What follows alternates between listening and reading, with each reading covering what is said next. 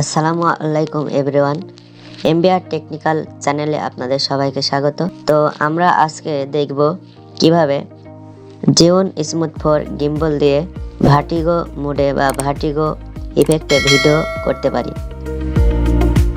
তো চলুন শুরু করা যাক। তো আমরা প্রথমে আমাদের মোবাইলটি জিওন স্মুথ ফর গিম্বলের সাথে কানেক্ট করে নিব। কানেক্ট করার পরে আমরা জিওন স্মুথ ফোরে যে মেনু বাটনটা রয়েছে সেটা প্রেস করব। তো প্রেস করার পরে আমরা অনেকগুলো অপশন দেখতে পারবো: camera, flash, timer, HDR, WD, resolution, etc.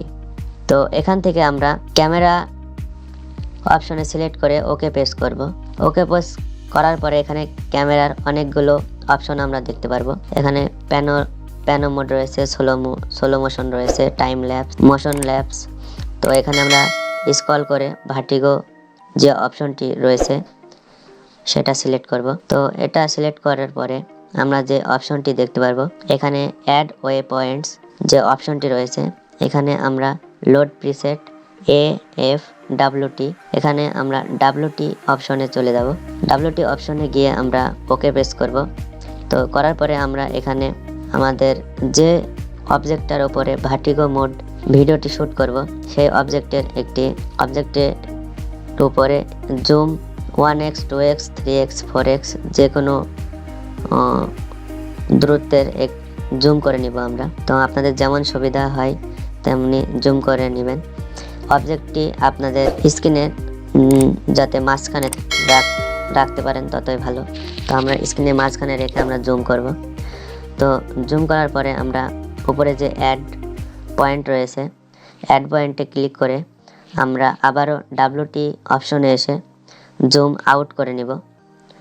তো জুম আউট করে ওকে প্রেস করব। তো ওকে প্রেস করার পরে আমরা উপরে আবারও অ্যাড মেনুতে ক্লিক করে আমরা এখানে ডিউরেশন সেট করে দেব। তো ডিউরেশন ডিফল্ট 10 সেকেন্ড দেওয়া থাকে, তো আমি এখানে 20 সেকেন্ড করে নিলাম। নেওয়ার পরে আমরা নিচে যে স্টার্ট বাটন রয়েছে সেখানে ক্লিক করব। তো স্টার্ট বাটন ক্লিক করার পর আমরা অবজেক্টের দিকে আস্তে আস্তে এগিয়ে যাব এবং অবজেক্টটি যাতে আমাদের স্ক্রিনের মাঝখানে থাকে সেই দিকে আমরা একটু খেয়াল রাখব। তো এগিয়ে যাওয়ার সাথে সাথে আমরা দেখতে পারবো A থেকে B পয়েন্ট পর্যন্ত আমরা আস্তে আস্তে এগিয়ে যাব।